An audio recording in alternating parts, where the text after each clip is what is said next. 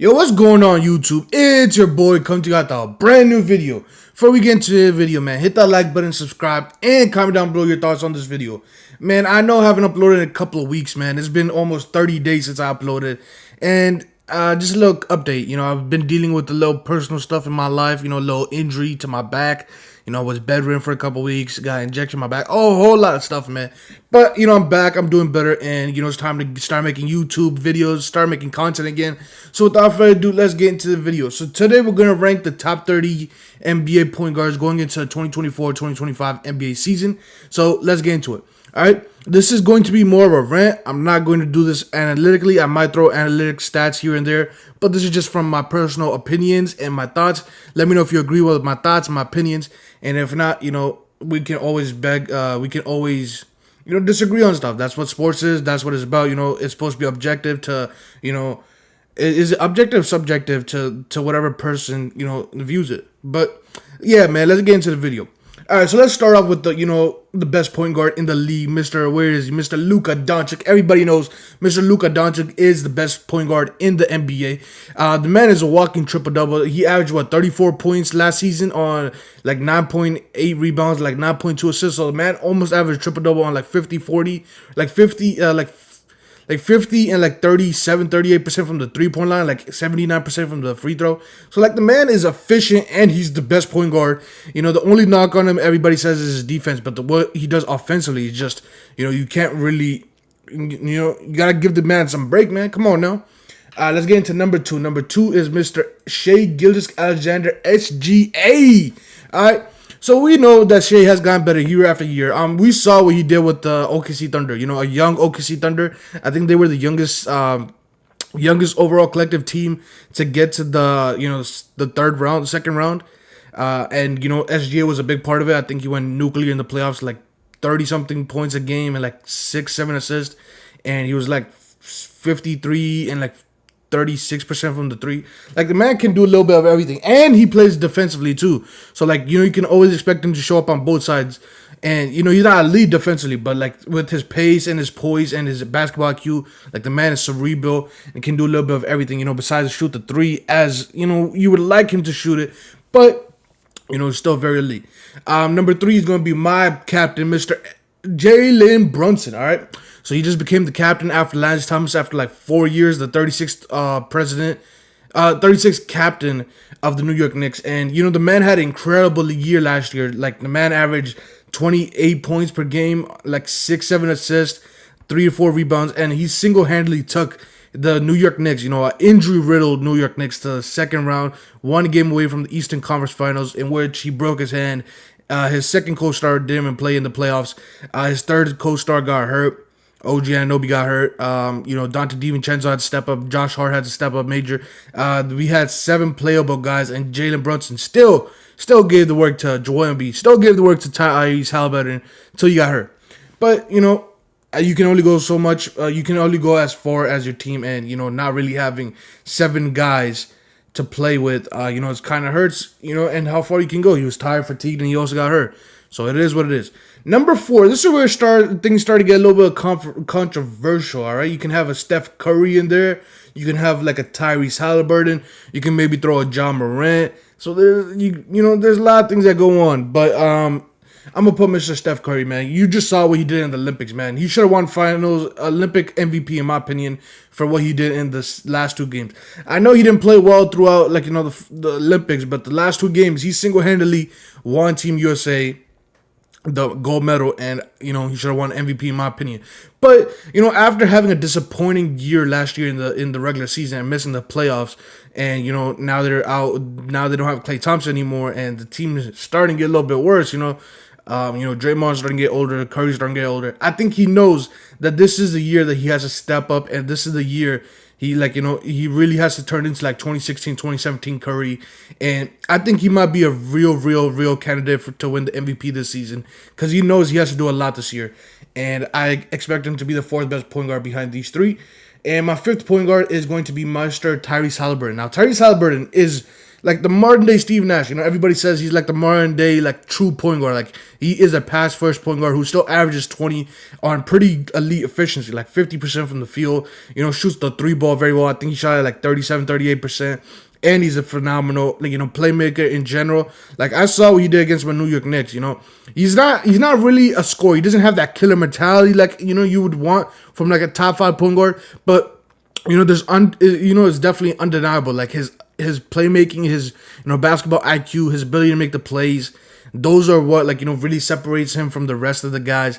You know, skill wise, he might not be like, you know, offensively, you know, he might not be better than, you know, a couple of these guys, but like there's all around, you know, tools. He still can play the defensive side very well, and you know, he's elite, and you know, he really took that, you know, Indiana Pacers team the year before this year. You know, I think they won 28 games, 20, and they made the playoffs. He became a first-time All-Star. Like the man is elite. When you look at his body of work so far, he's gotten better year after year, and you know, you see it. So you know, you saw what he did in the playoffs too. You know, he did struggle towards the second half of the year, but you know, you got to give him some benefit of the doubt, the hamstring injury and all that stuff. I do expect him to be better. But, you know, there are some circumstances like Ja Morant. You know, if he's healthy, a Ja Morant is definitely a top 4 point guard in my opinion. Like, you know, skill-wise, his ability to put pressure on the rim, his ability to put pressure on the defense, you know, that floater is elite. He's starting to work on that three ball. You know, it still hasn't really been like a real weapon for him. But, you know, if you can shoot it at a 35% clip like he did like 2 years ago, and, you know, since he only played 9 games last year, but in those 9 games, the man was elite, like 26 points and like 8, 9, you know, assists. Like, the man can do a lot, but you know, his play style, he is going to get injured a lot. I really do feel that he's going to get injured a lot. And therefore, you know, I have to bump it down a couple spots. Now, this is where I'm going to have to put Mr. Damian Lillard at number 7. You know, we saw, you know, Damian Lillard last couple years, well, last year in general. You know, if you look at Dame's, you know, career field goal percentage and 3-point percentage, it doesn't look like he dropped off much. You know, he shot pretty close to his career field goal percentage and career, you know, 3-point shot. You know, it dipped a little bit.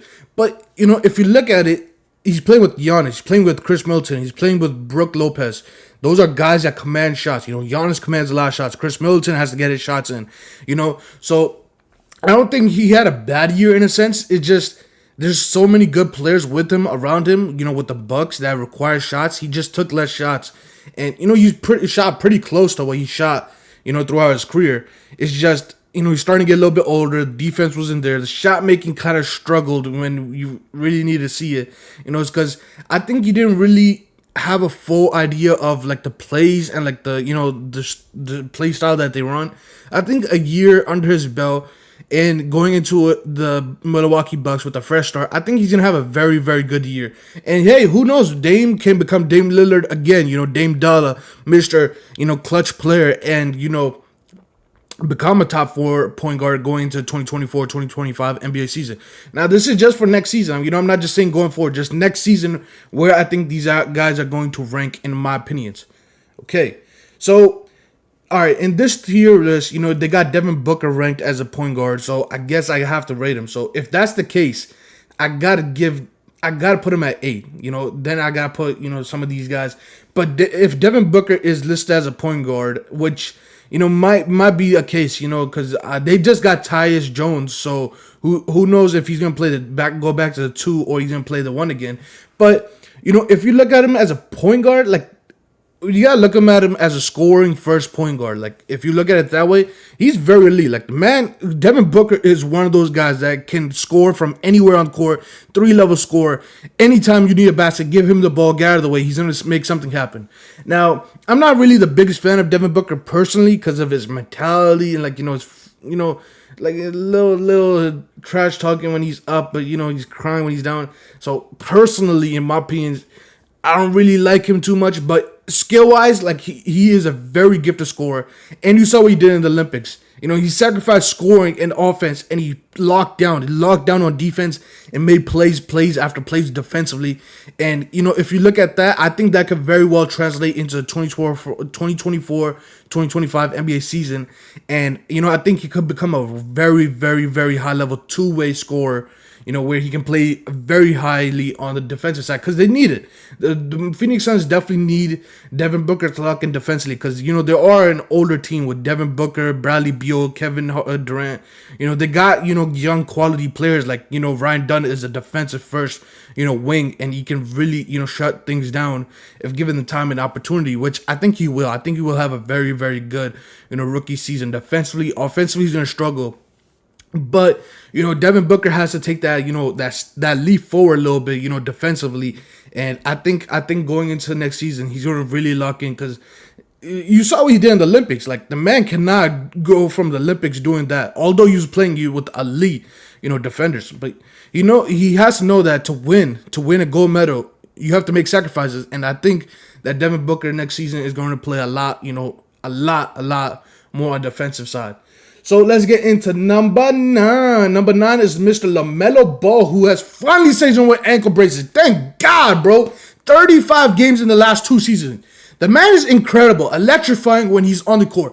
Man, you look at his playmaking ability. Look at his way, the flashy passes, the alley-oops. Like, everything LaMelo does when he's playing on the court is phenomenal. Like, his basketball shoes, phenomenal. His style, phenomenal. I'm not talking basketball no more, bro. The man is electrifying. He is fun to watch. But the man can't stay healthy. When he's healthy, he's elite. He helps the team get better and better. He's an elite shot maker when he is playing. Elite playmaker, basketball IQ out the roof. But the man has to play, and he hasn't really played in the last 2 seasons. But I'm still going to give him the benefit of the doubt. He's only 22, 23 years old. And hopefully with the ankle braces, a lot less ankle problems, and the man can finally play 55, 60 games and become an all-star. Because LaMelo Ball is definitely better than Tyrese Halliburton, in my opinion. Strictly skill for skill, LaMelo Ball is better than Tyrese Halliburton. At me, whatever, anytime you want. LaMelo Ball is better. But I have to give the benefit of the doubt because Tyrese Halliburton has played year after year, has made his team go farther, and he is an elite playmaker just like LaMelo Ball. He can stay on the court and actually provide, whereas LaMelo can't. Number 10. Now, this is where things start getting a little bit interesting because you got guys like Jamal Murray can throw up in there, James Harden. It's interesting. CJ McCollum can be up there. De'Aaron Fox. I forgot about De'Aaron Fox. Trae Young. Oh, my God. There's a lot of guys. Okay. Wow. I got to go De'Aaron Fox. De'Aaron Fox is number 10 point guard. De'Aaron Fox, elite, very quick, one of the fastest, if not the fastest point guard in the NBA. Will attack you downhill, will attack you going to the basket, will put so much pressure on the rim, put so much pressure on your defense, and he's starting to get better and shoot the 3-ball well. It's just the guys in front of him are so much better. Like, the guys in front of him are a lot better shot creators, a lot better playmakers, a lot better defensively. Some of them, some of them are better shot creators, some of them are better playmakers, some of them are better defenders, some of them are better all around. So, just with how, in the last couple of years, there's so much talent coming into NBA. It's just De'Aaron Fox is so super talented, but the guys ahead of him are so much more talented. And with his team really not doing too well in the regular season, and him still playing incredibly, like he needs to take it up a notch. And who knows if he can do it. So now I got to go with Mr. Trae Young at 11. Trae Young is one of those polarizing point guards at this point in his career so far. He's 25, 26 years old now. So he is considered a vet now. And, outside of that 1 year where they made it to the Eastern Conference Finals, they really haven't done much. And, they've tried building around Trae Young. They added DeJounte Murray. They traded away John Collins. They tried working with John Collins. They got Clint Capella. They got Nneka Okongwu. They gave him lob threats. They gave him shooters. They drafted guys like AJ Griffin. They drafted a lot of guys to help him. Jalen Johnson. They just got Zachary Ricochet. Who knows how they're going to do.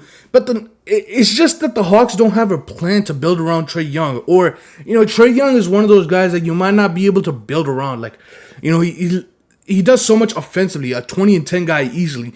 But he's just such a negative defensively that it's very hard to build around him as your main guy. Like, it's very hard, and you need... And Trae Young is not very good off the ball. Like we saw when DeJounte Murray had the ball, Trae Young was mostly, just sitting back and watching everything play out. So, it's very interesting the type of point guard Trae Young is because he's not very good off the ball. He's very elite on the ball, but I just don't think you can win with Trae Young on the ball and have to sacrifice so much for the other players. So it's very hard to have Trae Young as high as I would like him to. Now let's get into number 12, which is going to be Jamal Murray. Jamal Murray, man, there's a lot that could be said about Jamal Murray. We know that Jamal Murray in the playoffs is very elite. Well, we know him to be that. In the playoffs this year, he struggled heavily. Didn't shoot the ball well. Didn't shoot the three ball well. A lot of boneheaded mistakes in the playoffs that cost the Nuggets. Nikola Jokic. You saw what Jamal Murray did in the Team Canada basketball. I know it's not really NBA basketball, but I think what you're seeing from Jamal Murray is a step back. I think Jamal Murray is taking a little step back in terms of what he can do shot making ability wise, and it's interesting to see how that pairs out in the next couple years. But I do think Jamal Murray is low key taking a little step back, and it's gonna be interesting to see how the Nuggets play it out. With Nikola Jokic, he looks like very incredible, but he's starting to struggle a little bit. Hopefully it's just a fluke, and we see what the type of guy Jamal Murray is in the playoffs. The man can make daggers, make high level clutch shots, and it's gonna be interesting to see if he can bounce back. Number 13 is going to be Mr. James Harden, who has, started to regress. But, if given the opportunity and given the ability, I think him and Kawhi Leonard can still make some noise. He's not going to be that 30, 35 point per game scorer anymore, but he can still give you 22, maybe 20 to 23 points per game. Still give you high quality 7, 8 assists. He's not going to play defense anymore. The man is not going to give you defense, but that's what you got Kawhi Leonard for, to help defensively. And, it's going to be interesting because he is starting to take that step back. He is 33, 34 years old. So, you are going to see that regression start to happen. And, he's not really taking care of his body as, we would like to see him to take care of, because we saw the Brooklyn Nets, we saw the fat jokes, we saw the fat, Sue jokes. And, he's not really taking care of his body. So it's going to be interesting to see, what James Harden does going into next season. So, all right. How did I go so far without mentioning Jrue Holiday, man? Jrue Holiday, elite two-way scorer, bro. Elite two-way player, bro. Like, the man, 40% from three. Insane defense. Can lock up. In some situations, Jrue Holiday can lock up 1 through 5. In some situations, he is such a strong, lively body. Everybody knows he's one of the most underrated point guards of the last decade, basically. Like, he's done so much. Like, if you saw Pelicans Jrue Holiday, the man could score. You saw, him in the Bucks, defensively, made so many great plays. You saw on the Celtics so many great plays, so many tough shots, so many, easy assists, so many good assists, so many good playmaking abilities. But, man gets underrated because there's just he's not flashy. That's what it is. He's not a flashy point guard.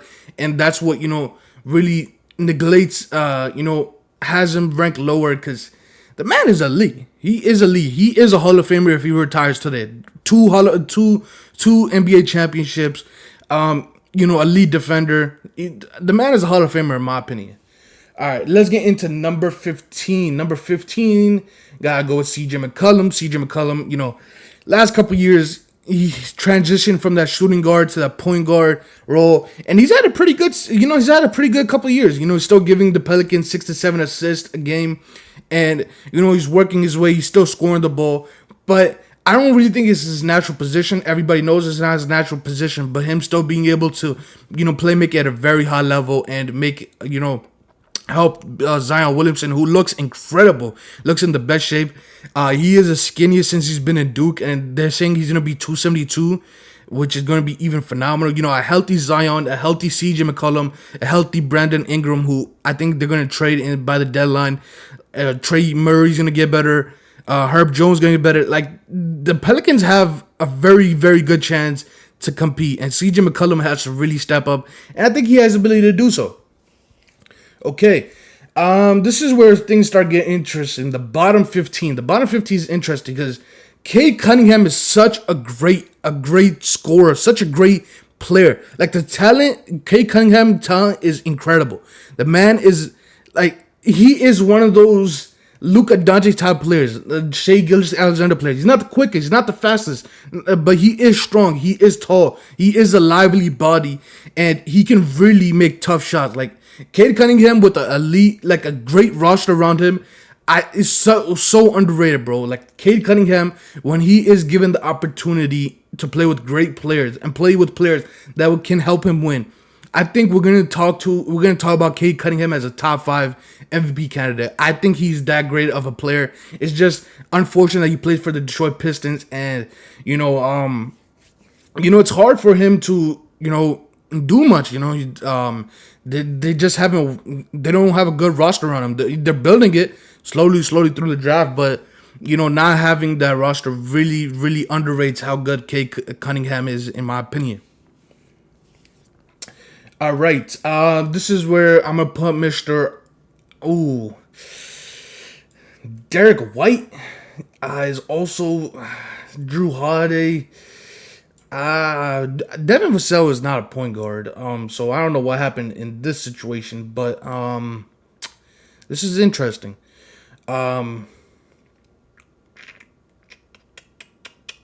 Is Jordan Clarkson linked as a point guard? This is interesting. Markel Fultz is not on a roster right now, so that's interesting. Lonzo Ball has been hurt. This is where things start getting tough. All right, I gotta put Darius Garland, man. Darius Garland, last couple of years he's been phenomenal. Even last year, with the jaw injury, missing so much time, getting back into rhythm, losing his alpha role to Donovan Mitchell. There's so much that has happened with Darius Garland that hasn't really been fair to criticize him as much. We saw what Darius Garland did as a first option and how incredible the Cavs looked before they got, Donovan Mitchell and the noise that they made. And, we saw what happened to Darius Garland as a second option behind Donovan Mitchell. It's just that two-guard lineup doesn't really work. The Cavaliers have done a fantastic job, though, to try making it work. But just being super undersized at your 1 and 2 spots, and then your 3-point shot, your 3 spot, Isaac Curl, Georges Niang, it just really hasn't worked out. They got Evan Mobley and Jarrett Allen. It's interesting because Donovan Mitchell commands the ball so much. He's such a better scorer, such a better playmaker. Not a better playmaker, but his ability to score is so good that you got to give him the ball, and that really hurts Darius Garland because he is great off the ball, but he's the most effective on the ball, and it's kind of hard to give him the ball when Donovan Mitchell is such an elite, shot creator and shot maker that you have to put the ball into his hands and let him take the final shots. But, it's interesting to see what they do with that 3 spot. They just drafted Jalen Tyson, I believe, who could fill that 3rd spot, but it's going to be interesting to see how they work it out. But, I think Darius Garland is going to take us. I think he is going to get back to the 2022-2023 season and, become an all-star. I think he has the capability. He's still a good player, but, injuries did really, ruin his last year. So we'll see what happens. Austin Reeves as a point guard has been phenomenal for the Lakers. He's not going to be an all-star like, Laker fans hoped, or many of the, NBA media, kind of touted him as, but he's a solid player, man. He's solid. He's going to come in, make the right plays, not going to do too much, hit the shots when you need him, defer to LeBron and Anthony Davis when they kick it out, make the shot. His job is simple, and, keeping it simple, I think he's going to have a very good season, not too much to say, not too much, he plays defense, he plays his role very well.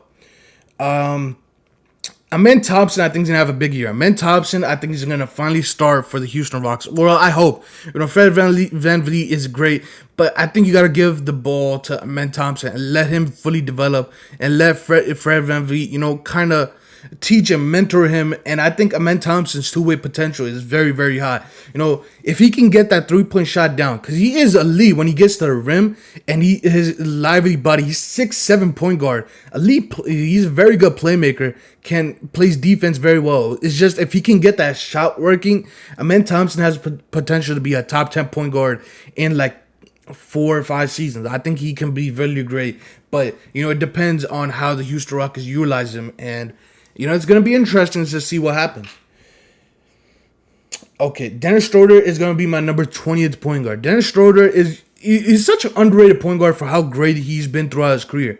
Like, he's never been the flashiest player. He's never been the most, highlight worthy player. But he's always been consistent. He's always going to be like that 12 to 15 point per game score. He's going to give you some 18 point per game seasons. But, he's going to come in. He's going to shoot the ball very well. He's an underrated playmaker for his ability to score the ball. Plays defense very well. He tries. He loves basketball. We've seen, him play basketball. It just looks like he enjoys playing basketball, and I think he has the ability to be better at playing for the Brooklyn Nets. I think he's on the Brooklyn Nets right now. I think he has the ability to have a pretty good season for them. They're gonna be tanking, so we'll see how much Dennis Schroeder actually ends up playing. But there's gonna be a lot of shot opportunities available. I think he could average a cool 24-point game season. I don't think that's out of the realm of possibilities with Cam Thomas being the only major guy on the roster right now that commands shots. So yeah. Okay, we can't go too far without mentioning Brody, Mr. Russell Westbrook, number 4. We heard all about that debacle today that came out in NBA Twitter where, he asked for number 0 with Christian Brown and he rejected it, but then he came out on his IG story and said that he didn't ask for it. He wanted a new change and come out and accepted number 4. So, there's a lot of false rumors, a lot of false reports going on. It is that time in the off season, 2 months without basketball, so everybody's trying to make content, trying to pull little strings. That's why you see me doing a tier list, man. This is not the most enjoyable thing, but I kind of enjoy it. It's very interesting, but yeah, man, yeah. Okay, last couple of spots, I'm gonna kind of speed run, and then I'll just give you my reasoning. So Mike Conley, underrated. I don't know why I went too far. I might even move him up a couple spots. But he is starting to get old. They just drafted Rob Dillingham, so he might lose his spot. But Mike Conley's so great. It's gonna be interesting. Markelle Fultz is not on our roster right now, so I can't. I gotta put him at 30. He's not a point guard. Who's the Spurs point guard right now? Stephon Castle, rookie point guard. So yeah, I gotta put him over there. We don't have Scooter Henderson over here, so we're going to use Derek White as Scooter Henderson. I got to put him at the 23 spot. Scoot Henderson, didn't really have a great rookie season, but, rookie point guards usually tend to struggle. We've been kind of, what's the word? Kind of, how do I say this? Kind of been spoiled with how good the recent point guards have been in Luka, in Ja Morant, in Cade Cunningham, in LaMelo Ball. All these good point guards that have come out, that have really, made it kind of interesting because, we have known throughout NBA history, rookie point guards usually tend to struggle with the pace. But, we have had a lead back-to-back drafts where point guards have come out and made solid to great impacts in their rookie seasons. And, as great as Scoot Henderson, I think he's going to be very good. I think he has the potential to be a top 15 point guard. Going into next season, I think he has the ability to be a top 15 point guard. I think he has the ability to take that step. We know he isn't a good passer. It's just the offense didn't click for him. The pace was a little bit too fast. I think he has the ability to become a top 15 point guard by the end of next season. Yeah. Jordan Poole, one of the worst contracts in my opinion, had a terrible year last year. Wanted to be the main guy, struggled, didn't shoot the ball well. When you're the main guy and everybody schemes for you, life becomes a lot difficult, and that's exactly what we saw from Jordan Poole. And, that's why the Wizards have drafted Bob Carrington. Maybe start him at the 1, let Jordan Poole slide to the 2, or have him off the bench and become the, super 6-man. A lot of possibilities. Lonzo really hasn't played, so I can't really rank him. It's been a couple seasons since we've seen Lonzo, so I can't really rank him. Jordan Clarkson, is he a point guard? I would consider him more of a 2, but, if he is listed as a point guard for them, and he is such a great, scoring first off the bench, can give you 15, 16, 4 or 5 assists, I got to put him at the 25 spot. have Kyrie, Kyle Lowry, Spencer Dinwiddie. I don't think Spencer Dinwiddie's on the roster right now, but if he is, I'm not too sure. I just think he's not one. He is a solid point guard. I think he's below average in my opinion. That might just be my next bias. Kyle Lowry's 37, 38. He's gonna start aging. You could move him up a couple spots. I could see a way where you have him at 21. Like all of these outside of the top 4, top 5. Well, outside of the top 7. Well, outside of the top 8. All this is interchangeable. 9 through 30 are all interchangeable. Well, not like 9 can go to 30, but like, 9 could drop like 2 spots, 3 spots. 11 could come up to 9, 13 can go up to 11 in that sense.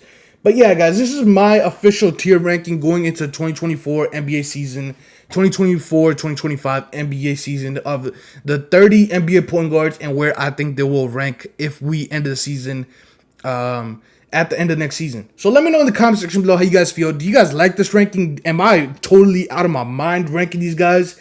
Should I never do an NBA ranking ever again? Am I terrible? Should I just quit YouTube? Let me know in the comment section below. Hit that subscribe button, like the video, and I'll catch you guys in the next one. Peace out, YouTube.